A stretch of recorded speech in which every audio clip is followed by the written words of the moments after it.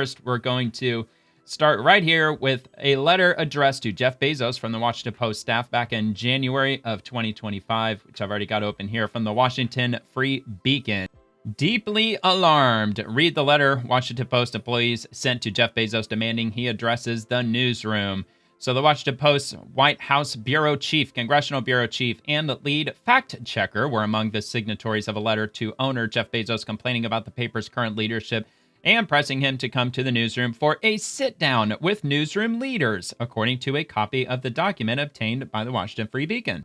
And among the 432 signatories are White House bureau chief, congressional bureau chief, senior politics and democracy editor, and fact-checking columnist, and other prominent names, including left-leaning columnists, and you can read the following names. The letter was also signed by the Post chief political correspondent, also the MAGA correspondent. Did you know the Washington Post has a MAGA correspondent? I didn't know that. And Washington Post reporter. Doesn't surprise me that they have one of those. They do have an abortion correspondent. Isn't that nice? Nice and fancy. They also have an Upper Midwest democracy reporter. They even have a climate zeitgeist reporter. Fancy that. And a list of signers shows the growing discontent at the Post, which lost hundreds of thousands of subscribers after declining to endorse Kamala Harris in November, which, by the way, you have to go all the way back to the year 1953 to find the Washington Post endorsing a Republican president. Going all the way back to the early 50s. They haven't endorsed a single Republican president ever since, only Democrats. So I don't think that's really going to surprise anybody. All right, so let's get down to where the letter is. Let's check out the letter.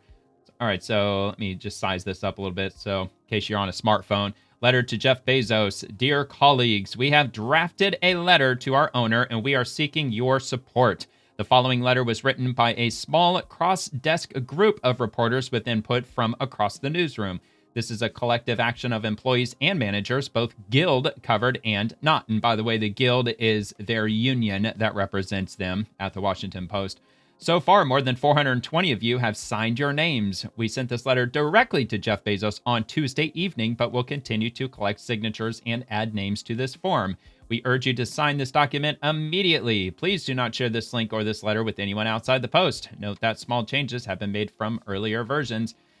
And here's the letter to Jeff Bezos. You recently wrote that ensuring the long-term success and editorial independence of this newspaper is essential. We agree, and we believe you take as much pride in the Washington Post as we do. We are deeply alarmed by recent leadership decisions that have led readers to question the integrity of this institution, broken with a tradition of transparency, and prompted some of our most distinguished colleagues to leave, with more departures imminent. Look, when you strip all the fluff away, all the BS away, they're triggered that the Washington Post would not endorse Kamala Harris, and that rattled a lot of cages inside the Washington Post. This goes far beyond the issue of the presidential endorsement. To be fair, I'm sure it probably does in some, if not many ways, which we recognize as the owner's prerogative. This is about retaining our competitive edge, restoring trust that has been lost, and reestablishing a relationship with leadership based on open communication. We urge you to come to our office and meet with Post leaders, as you have in the past, about what has been happening at the Post. We understand the need for change, and we are eager to deliver the news in innovative ways, but we need a clear vision we can believe in. We are committed to pursuing independent journalism that holds power to account and to reporting the news without fear or favor. That will never change. Nothing will shake our determination to follow the reporting wherever it leads.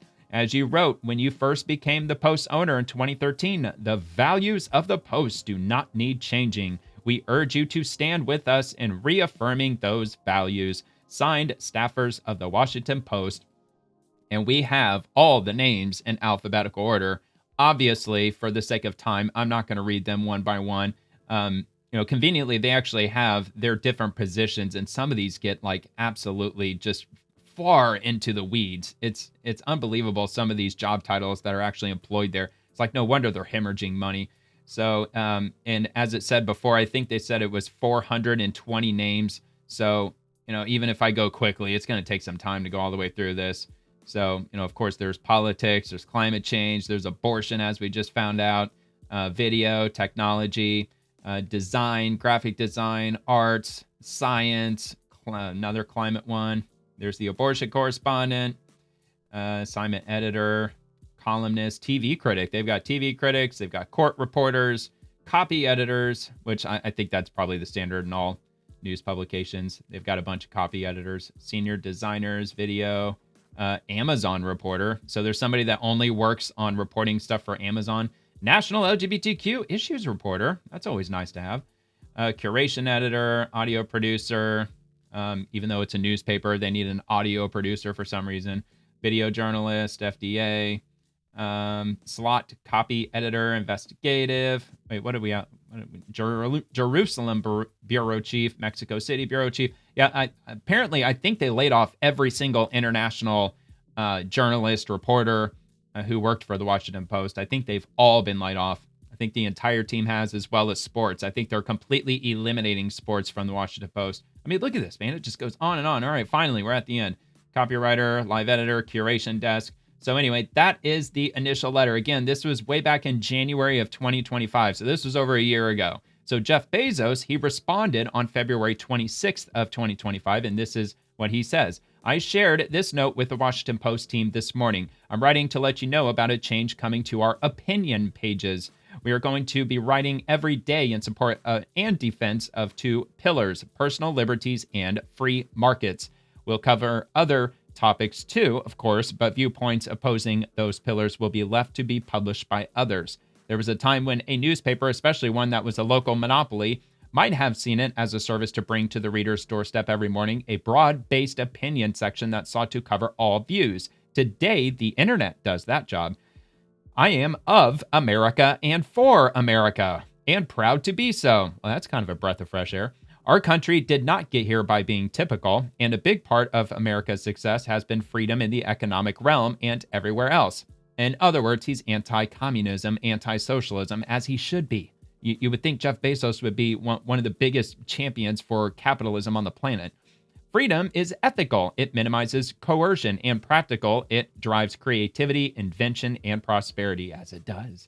I offered David Shipley, whom I greatly admire, the opportunity to lead this new chapter. I suggested to him that if the answer wasn't hell yes, then it had to be no. After careful consideration, David decided to step away. This is a significant shift. It won't be easy, and it will require 100% commitment. I respect his decision. We'll be searching for a new opinion editor to own this new direction. I'm confident that free markets and personal liberties are right for America. I also believe these viewpoints are underserved in the current market of ideas and news opinion. I'm excited for us together to fill that void.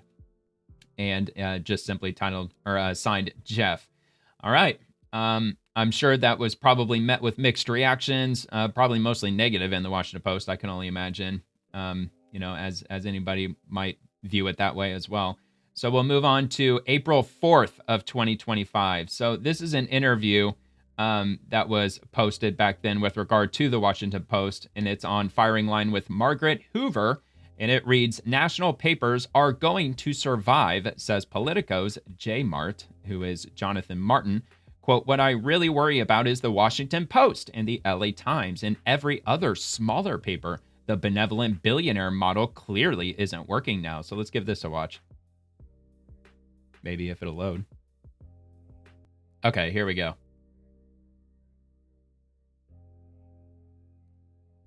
Nope, no sound. All right, let's try this again, shall we? Is there a concern by any of you of media capture along the lines of Orban's Hungary, where a sort of Orban-aligned or aligned autocrats come in and purchase media outlets and then neuter news organizations? Yeah, I'm a little less concerned about that because of... Why? Well, just the size of our country and the divergent political views here.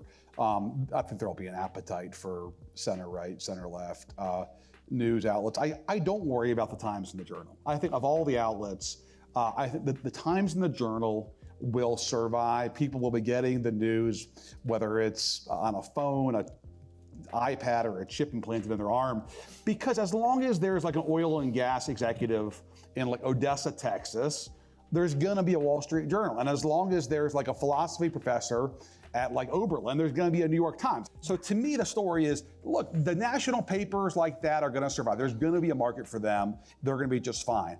What I really worry about is the Washington Post and the LA Times and every other smaller paper, because the local and regional journalism doesn't have the financial model. The benevolent billionaire model clearly isn't working now. So who rescues McClatchy, Lee, Gannett?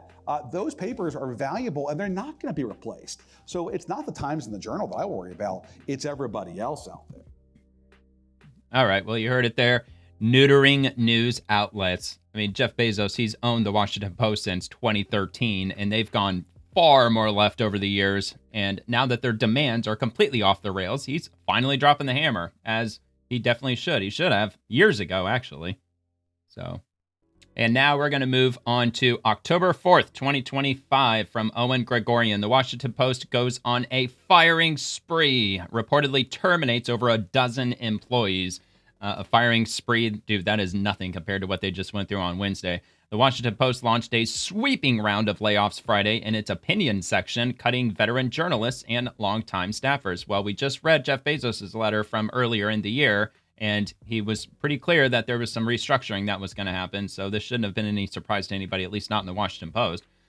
The WaPo ignited a firestorm inside its own newsroom after reportedly axing more than a dozen editorial staffers, according to multiple reports. NBC News reporter Mark Seagraves said that Mark Fisher, a 39-year veteran of the paper and one of the most recognized voices, was among those terminated.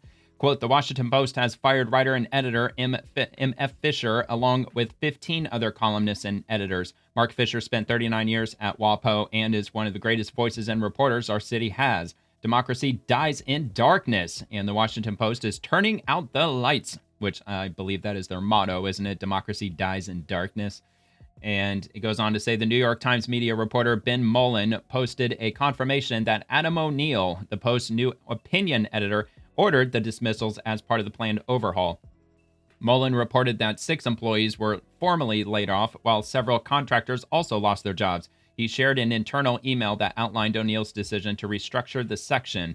Quote, scoop, Adam O'Neill, the new opinion editor at the Washington Post, is laying off staffers as part of a plan to shake up the section. A source says 6 employees are affected. I've also been told some contractors are being terminated, Mullen posted. Retired Washington Post editor, correspondent, and columnist Robert McCarty added more details, warning that the opinion section will now operate without copy editors.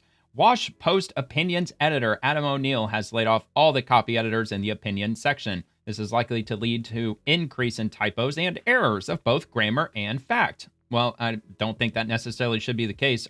Isn't everybody who's employed by the Washington Post college graduates involved in writing, grammar, reading, journalism, literature? You think they'd be able to at least check their own freaking grammar? Plus, we've had spell check on computers for 30 years now? Anyway, copy editors and news sections are not affected yet, but their numbers have been reduced previously, McCartney said. Other changes in Post Opinions makeover. The Saturday feature, Free for All, a full page of readers' letters slamming or praising the paper, have been killed. And columnist Mark Fisher was let go, meaning there's no columnist in opinion section following local news. The Washington Post's wave of terminations comes months after it launched a broader internal shakeup in May. At the time, leadership offered voluntary buyouts to its entire video and copy teams, as well as opinion staffers and newsroom employees with over 10 years of experience. Executive editor Matt Murray said the move is part of a voluntary separation program aimed at reshaping the Post's digital presence. In an internal email, Murray said the outlet would overhaul its video strategy to focus on repeatable franchises and personality-driven formats across YouTube and social platforms. The buyouts continue an overhaul that began in June of 2024, when then executive editor Sally Busby abruptly resigned. Since then, the paper has faced internal pushback and multiple rounds of layoffs as owner Jeff Bezos urged staff to modernize and steer the outlet away from overt partisanship. Yeah, that certainly ain't happening. The Washington Post did not immediately respond to the Daily Caller News Foundation's request for comment, and I'll link that down below for in the description. You can have a look at this down below. Everything that I open up is going to be linked below in this video's description. All right, so let's head on to the next thing. A letter sent from Washington Post staff to Jeff Bezos. Okay, so we already got that.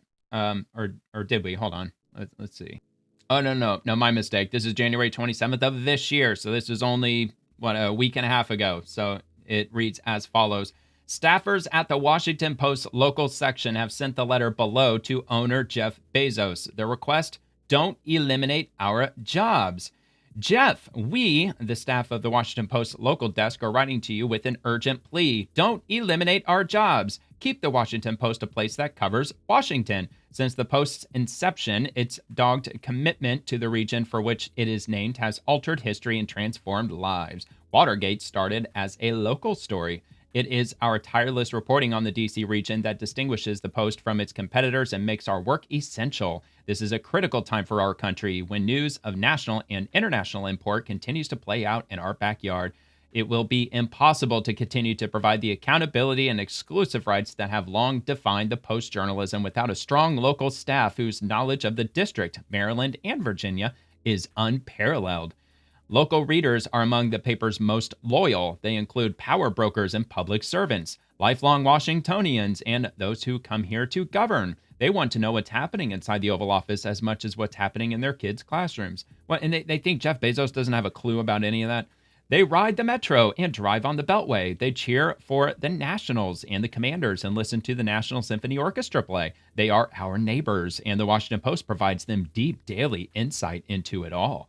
Our work has changed laws and exposed corruption. It has been cited by the Supreme Court and lawmakers at every level of governance. We put our bodies on the line to cover natural disasters, public health emergencies, volatile protests, and violent attacks.